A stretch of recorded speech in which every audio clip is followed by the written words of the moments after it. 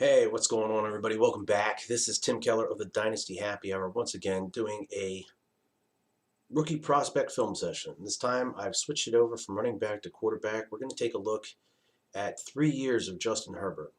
The first year is his sophomore year. He's getting a start against the Boise State Broncos. And then for a little consistency, his junior year as well as senior year, I've pulled tape from the Washington Husky games. We'll talk about some of the positives I see in Justin Herbert, some of the things I feel he needs to work on. But a little background on Justin Herbert. As I mentioned, he is a senior at Oregon. He is listed at 6 foot 6 inches tall, 233 pounds. He was a 3-star recruit coming out of high school by 24/7 Sports. He was a multi-sport athlete in high school. He played baseball as well as basketball. But here's a good one. Entire bloodline has football in their background. Both grandfathers played football at Oregon. So did his father played football for Montana as well as ran track. His older brother played football at Montana State as a wide receiver, and his younger brother is actually a tight end at the University of Oregon as well right now. He does have a little bit of injury history. He had a broken femur back in high school. He does have some screws in there. And then he did break his clavicle, I want to say his sophomore year of college. It was his non-throwing arm, but it's still something you want to just take into account. I know that Tony Romo there towards the end of his career was having some clavicle issues. But overall for his career in college, 63.9% completion percentage for 10,403 yards at 8.2 yards per attempt. He has a 8.9 yards adjusted yards per attempt there, accounting for your touchdowns to interception ratio. For his career, he has thrown for 95 touchdowns, 22 interceptions, with a QB rating of 153.7. His senior year, some people like to take the last year in college into account a little bit heavier than the overall statistics. So his last year in college is a 66.7% completion percentage. Excuse me. 3,333 yards. It's 8.2 per attempt average, so he's right on par there. 9.2 adjusted per average. 35 touchdowns, 5 interceptions this year with a quarterback rating of 158.7. So we see that his senior year stats are above his career averages in college. So that's a very good thing. So let's start in 2017. Again, this is his sophomore year. He's playing Boise State. I chose Boise State because, as you can see here, they are the 25th ranked team in the nation back in 2017 at this time. I believe this is the Las Vegas Bowl. But I just kind of want to highlight some things I see from Justin Herbert. And before I get into this, I want to say that I think Justin Herbert is a very talented quarterback. I think we saw some less talented rookies have success or find success this year in the NFL. But personally, I think Herbert would be the type of guy that could take a year to sit and watch and learn. I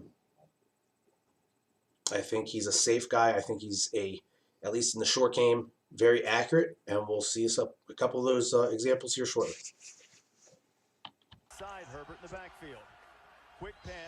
So right away, to start off, you see some short passing accuracy.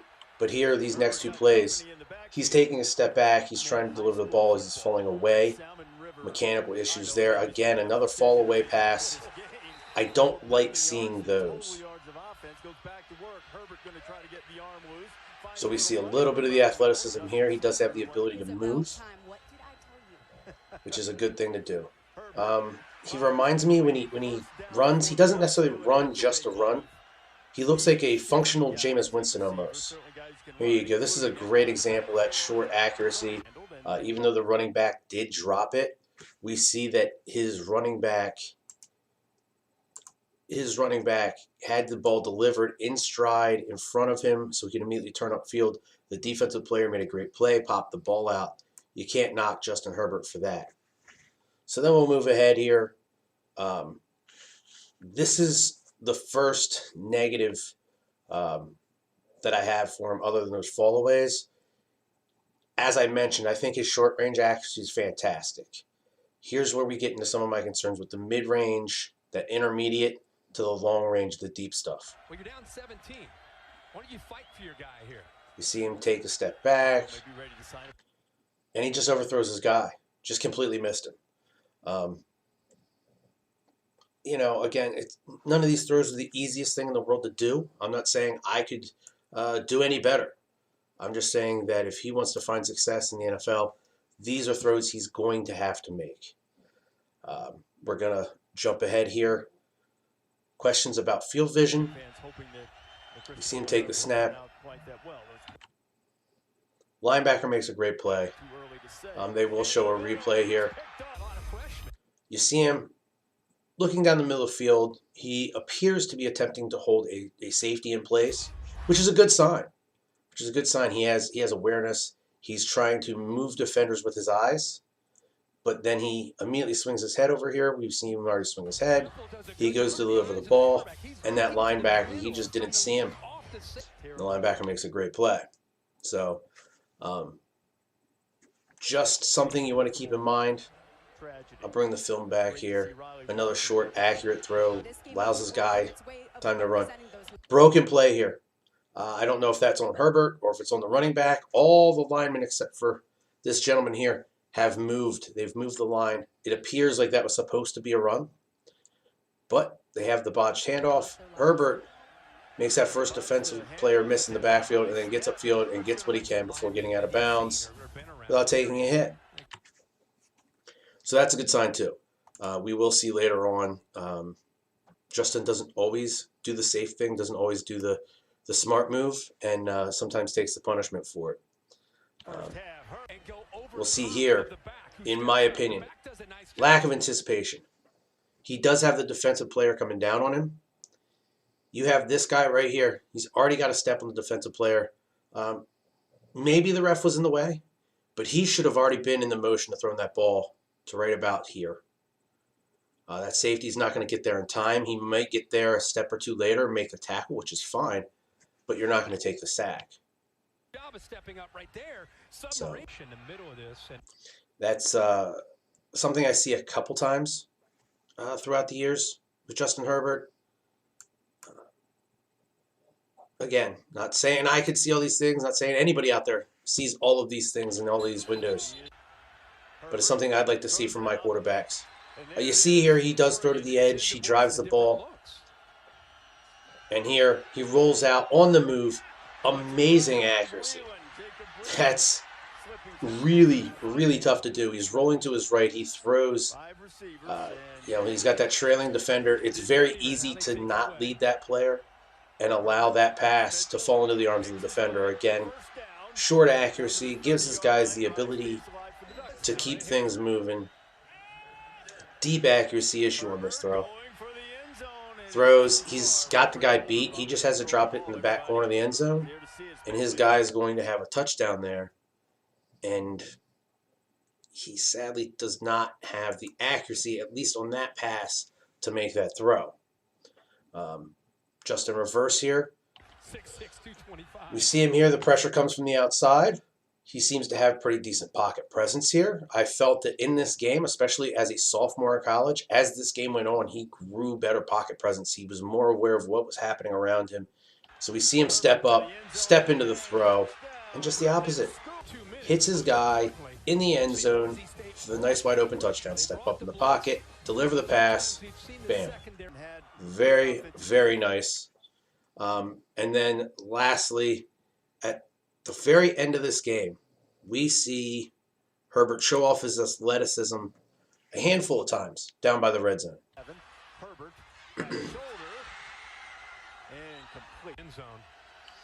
So 2 straight plays here in the red zone. He makes a move. Heck of a pass. Heck of a pass. He's on the move to his left. He leans back to the right and sidearms one on a line to the back of the end zone. Sadly, the player had stepped out. So he gets another chance on 4th and goal. Steps up. Small window throw. Makes the completion. And he did all this as a sophomore. Had he actually had come out last year, I'd be interested to see where he stacked up with this rookie class. I don't think he's nearly as highly regarded as he was just a year ago.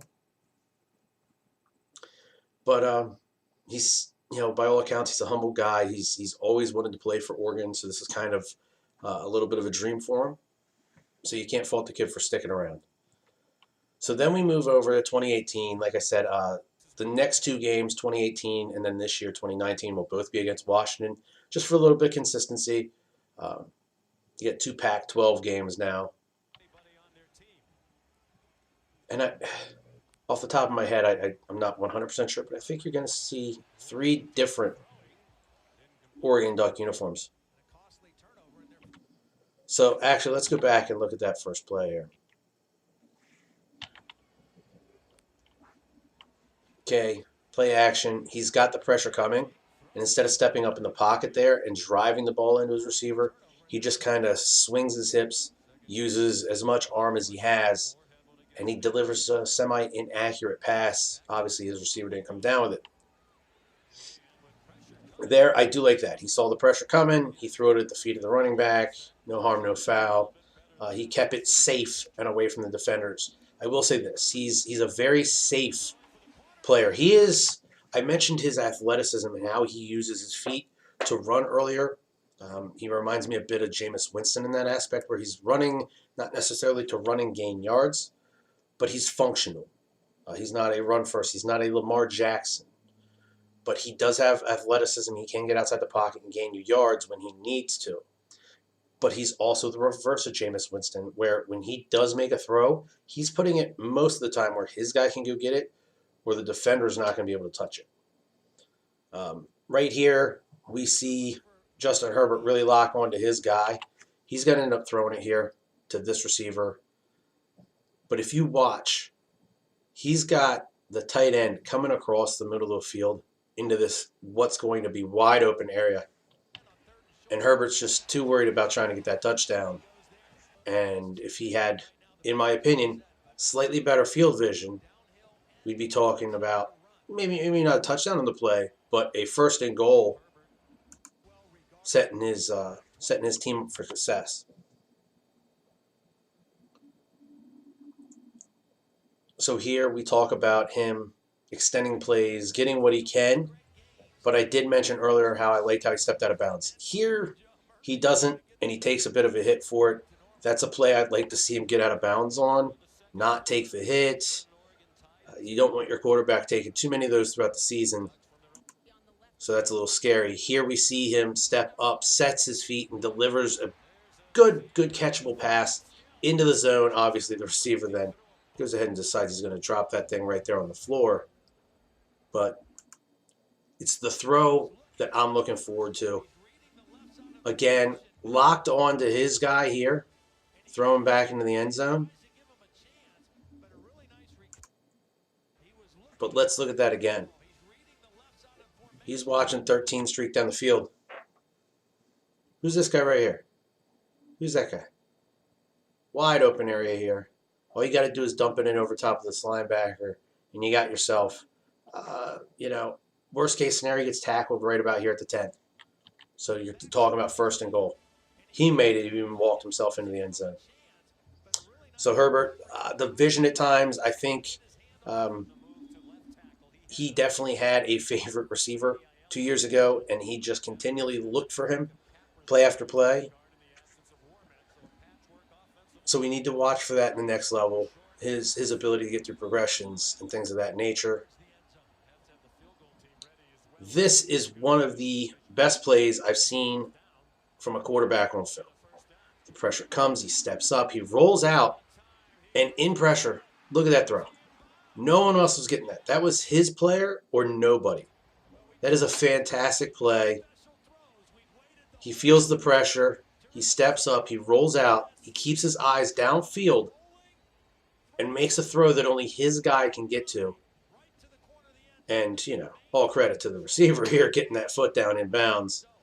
Heck of a play. A lot of things I like on that. Again, we see a couple progressions there. He makes a couple reads. He sees they're playing the zone. He finds the check down. You don't always have to try to throw that home run ball. The low percentage throws.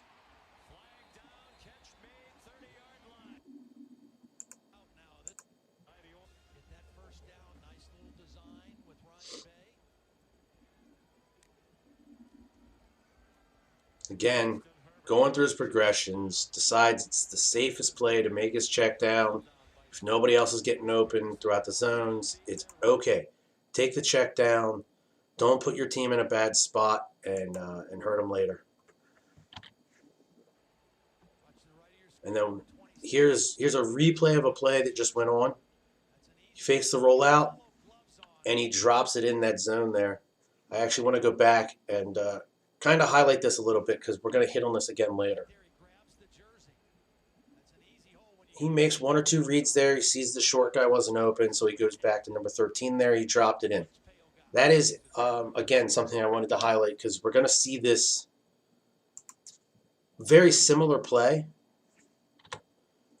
in his senior year here, where for whatever reason he doesn't complete that pass, and that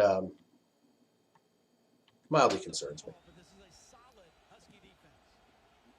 Again, just highlighting that short accuracy. He puts it right there where his guy can grab it, go, get up the field, try to make a play. And really that's the quarterback's number one job, is to put the team in a positive position. Do not create turnovers as much as you possibly can. So we're going to move on here. RPO, if you don't know what that is, go watch the Eagles from 2 years ago. That's all they ran essentially with Nick Foles there. But he makes a good RPO read. He sticks the ball in the belly of the running back. We see this linebacker right here. Just bite, just enough. It pauses him, and it allows this tight end to sit right here or get to right here, which is then going to be open. And Herbert delivers it on time in that window in between all three of those defenders. And it makes for a nice, easy touchdown. His gentleman just gets to go right into the end zone. Again, he's falling away. We talked about that in his sophomore season, and now we're in a senior season. He did it again. There was nobody at his feet. There was nobody pressuring him on this play. He just kind of fell away. I'm going to watch more and more of his tape. I want to see if I can find that multiple times. That's 3 times in the 3 clips I'm showing you today that we've seen it. We didn't see it in his junior season, but his sophomore and senior season, we see it multiple times there. So here, a little bit of athleticism. He keeps the play alive. He's going to move around. Now, this was not caught. He didn't deliver the most pretty of balls, but you show his ability to keep plays alive, and he keeps his eyes downfield. He's constantly looking for a receiver, trying to find somebody that's open, trying to find something to make a positive out of what looked to be a negative going on there.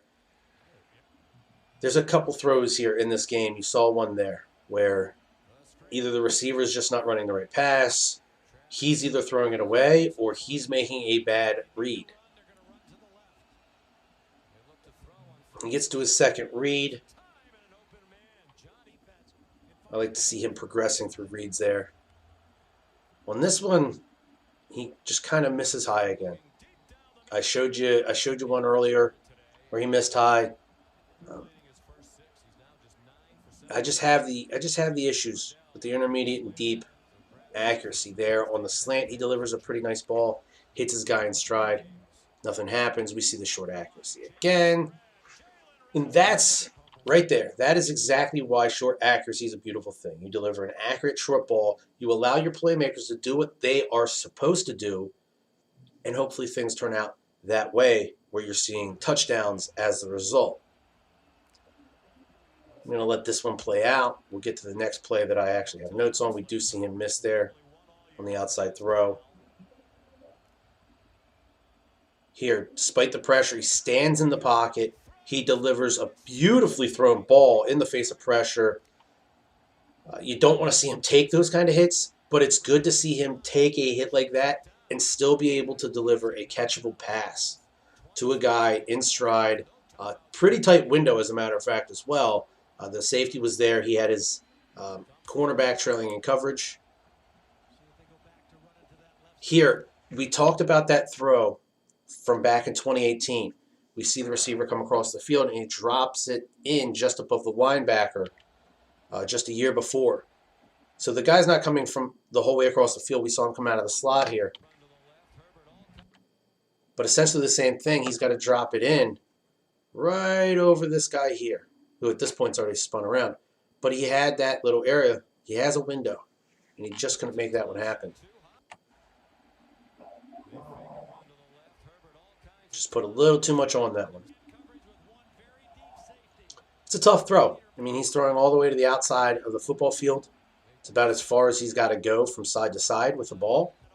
And it's not the largest of windows, but we saw he has the ability to do it in one play, and then he missed it on the next.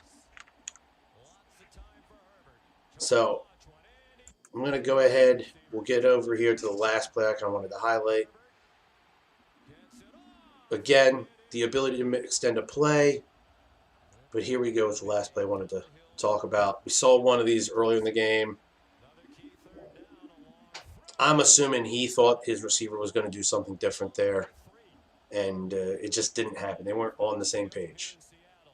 But all right, so I'm going to go ahead and pause this. So as I said, I like Justin Herbert's tool set. I think he's got a lot of good tools. I really like his short and early intermediate accuracy. You know, slants, crossing patterns, quick outs, the flares out of the backfield, circle routes, things like that. I think those are all going to be things he can do very well at the next level early on. I think that he is going to need to work on his intermediate and deep accuracy if he wants to find sustained success in the NFL. But I think physically he has the raw talents to do it. I'm not saying he's going to be a backup in the league. I think to start his career, it would not hurt him at all if he went to a team with a veteran quarterback. Phillip Rivers? 1 more year? 2 more years? Someplace like that, where he has the ability to sit behind a guy and not necessarily have that pressure on his shoulders right away. Do I think if something happened where, let's say he was in Gardner Minshew's shoes this year and he kind of got thrown to the wolves, I think he'd begin to find success. But I don't know if he'd do it, because Gardner wasn't supposed to be there. So Gardner just didn't really have any expectations. So he just went out there to have fun.